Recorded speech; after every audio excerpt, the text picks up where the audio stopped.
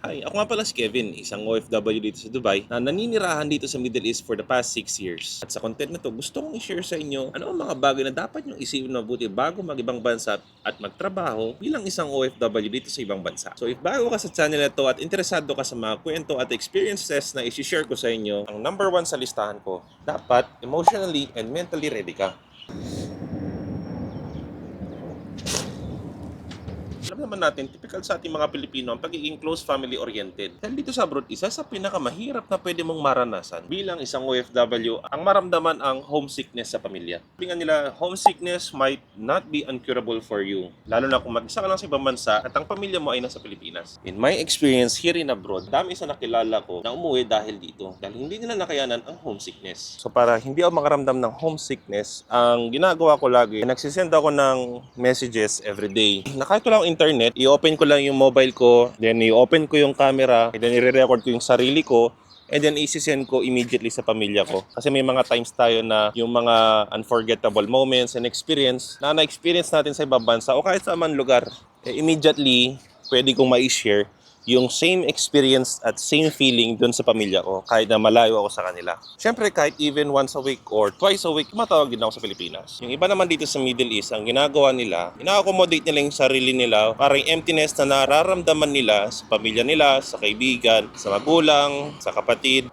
Ma-feel yun ng panibagong set of new friends na nakilala nila sa flat, sa bahay, sa trabaho, dito sa abroad. Maswerte ka na kung ang pamilya mo ay nandito rin or asawa, anak, magulang at yung homesickness hindi mo for sure mararamdaman. Pero sa mga baguhan dito sa ibang bansa, lalo na dun sa mga nag-uumpisa pa lang na nawali sa pamilya nila, panigurado napakahirap nun. Wala naman talaga makapagsasabi sa atin, kahit sarili natin na emotionally and mentally prepared na tayo para umalis ng bansa at temporarily iwanan yung mga pamilya natin sa Pilipinas. Siguro one way to accept the reality or yung consequences na mangyari is yung tinatawag nilang acceptance. Oo, mahirap siya sa umpisa sa mga baguhan na OFW at yung mga hindi sanay dahil siyempre madalas ka nasa tabi ka ng pamilya mo na paggising mo araw-araw na sabay-sabay kayo kumakain, namamasyal, lumalabas, pumupunta kung saan-saan, kakatuwaan, kasiyahan, nagbibidyoke pa kayo, minsan andyan pa yung magiinuman. So yan yung mga bagay na paniguradong mamimiss mo kasi pagdating mo sa abroad, ang typical mong ginagawa sa Pilipinas ay hindi panigurado magbabago pagdating mo sa ibang bansa. Well, sabihin na natin emotionally and mentally prepared ka na.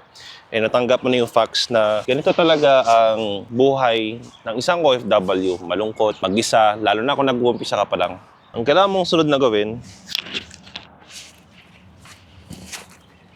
is do your research. Isa sa common requirement, bago ka mag-ibang bansa, kailangan mong kolektahin lahat ng mga dokumento na to para once na nandun ka sa bansang pupuntahan mo, naka-ready ka na. Kailangan ba yan ng attestation, ng certification, ng stamp, ng equivalency dun sa bansa na yon. So yan yung isa sa mga number 1 requirements na dapat mong i-prepare bago ka umalis ng Pilipinas. And sumunod sa listahan natin ang finances. Sa Pilipinas, sa mga hindi pa nakapag-abroad, madalas natin naririnig yung tinatawag na pocket money. Ano nga ba ibig sabihin ng pocket money? Ito yung pera na nakalaan dun sa bangko mo or nakatabi sa wallet mo para to help you survive dun sa bansang titirhan mo. Kung saan nandyan na yung bayad mo sa pagkain, transportation, gamot, mobile load, and emergency cases. Apart from pocket money, isa din sa mga dapat mong i-consider, magkano nga ba yung accommodation, transportation, mga pagkain.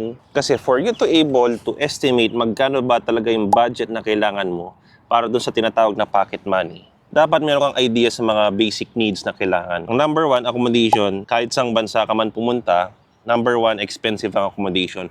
Especially kung nasa city ka. And malapit ka sa transportation, papunta kahit saan man lugar. Katulad lang dito sa Dubai, if malapit ka dito sa metro or sa taxi or sa bus access, panigurado mas mahal yung accommodation. Then sumunod yung transportation. Magkano nga ba yung isang trip papunta sa isang location at pabalik sa bahay mo? Then ang sumunod ang pagkain. Well, ang pagkain kahit sa among bansa man yan, kahit nasa Pilipinas ka, pwede mo naman din paglaruan yan, pwede mong i-budget. So hindi mo naman talaga kailangan malaman yung actual market price ng bawat pagkain. Ang kailangan mo lang naman malaman is yung general idea na ganito yung cost ng pagkain. So napaghandaan mo na yung accommodation kung magkano aabutin ang transportation at ang pagkain. Those are the three basic needs na kailangan mo kahit saan mang lugar. Kung meron ka ng idea sa tatlong ito, i-multiply mo siya sa number of estimated months na maninirahan ka sa bansa. So, bago kayo umalis ng Pilipinas, planuhin nyo mabuti yung inyong finances. And make sure meron kayo laging backup plan. Hindi yung sasagarin nyo yung pera nyo papunta sa bansa, isusugal nyo, then pag nag-fail kayo or hindi naging successful, umuwi kayo ng Pilipinas, zero kayo at mababaon sa utang. Siyempre, pangit naman yun. Siyempre, sabi nga nila, wag mong iasa lahat sa Diyos, kailangan mo rin kumilos. Ang prutas nga, hindi naman nahuhulog yan diretso sa bibig, di ba? So, mag-effort ka rin. Ang sumunod sa research natin na dapat nyo rin i-consider is yung language. Alam nyo ba dito sa Dubai, marami palang mga expat dito na hindi naman din pala ganun karunong o ka-straight mag-English. Meron lang silang basic knowledge dun sa pag-Ingles. Akala ko nung una, dapat marunong ka mag-Arabic para makakausap ka ng mga lokal na tao dito. Pero sa unang buwan ko pa lang, na-experience ko pala, majority ng mga nasyonalidad dito. Pala, ganun sila karunong mag-English. Marunong ka rin mag-Arabic. Ang kailangan lang pala dito, dapat marunong ka mag-deliver ng message na iintindihan ng taong kausap mo. Kasi mga unang linggo ko lang dito, unang buwan, na-experience ko na yung nag-i-English ako ng maayos. Continuous ako magsalita, proper English. Kung akala mo perfectionist ka, syempre hindi naman natin sila masisisi dahil hindi naman lahat nakapagtapos at natuto makapag-English. At least somehow, na-deliver nila yung messages nila dun sa kausap nila. Alam nyo ba dito sa Dubai o dito sa Middle East na hindi mo naman talaga kailangan ng perfect na English o kahit matuto ka sa Arabic. Kasi madami dito na makakausap mo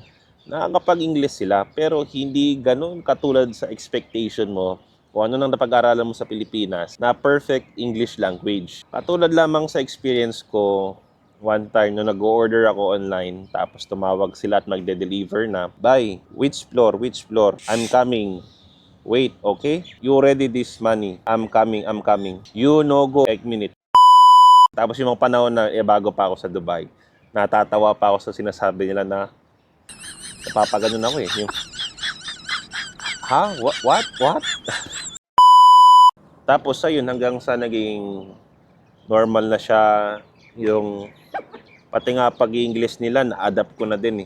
Instead na nagsasalita ako ng English na straight, bigla na lang na, "Oh, bye. Straight straight. You coming, me going. Wait here. You straight, go here."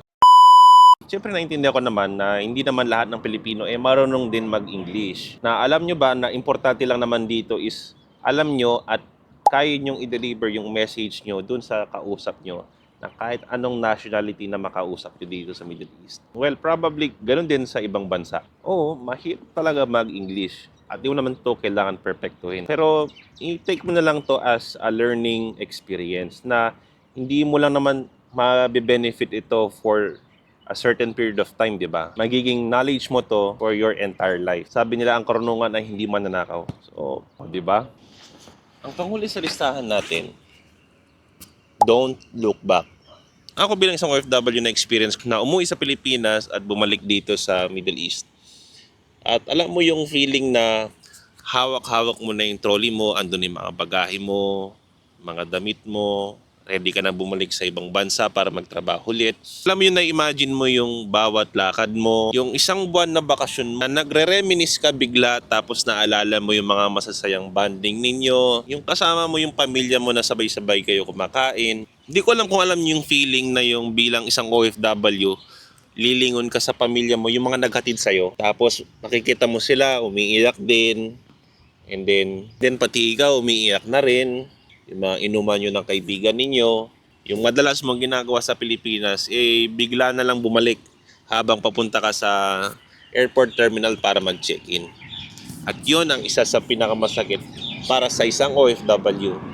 Ako sa experience ko, nung umuwi ako at bumalik dito sa Dubai, totoo pala yun, yung sinasabi ng marami na masakit, na naalala mo yung masasayang bagay, na magkakasama kayo sa lahat. Pero syempre bilang isang OFW, kung kaya nyo naman din talaga lumingon para sa pamilya nyo bago kayo umalis ng bansa, why not, diba? At least na kita mo yung pamilya mo bago ka umalis, bago ka bumalik sa trabaho. Pero syempre ako, kahit masakit, I always look back. Kasi sabi nga nila, diba? enjoy it while it lasts. Thank you guys for watching. Salamat po at umabot kayo sa end of this video. Sana marami kayong natutunan sa content na to. Kung ano ba talaga ang sakripisyo ng isang OFW bago umalis ng Pilipinas at pagdating niya dito sa ibang bansa. Kung nagustuhan niyo itong video, please like, share, and subscribe for more interesting topics and kwentuhan na pwede kong i-share bilang isang OFW. At ikaw na nanonood ngayon at isa kang OFW, kung meron kang gustong i-share na experience, please comment down para ma-share natin sa ibang mga Pilipino na wala pang experience o idea kung ano ba talaga sinasakripisyo ng isang OFW. And I'll see you on the next video for more content. Goodbye.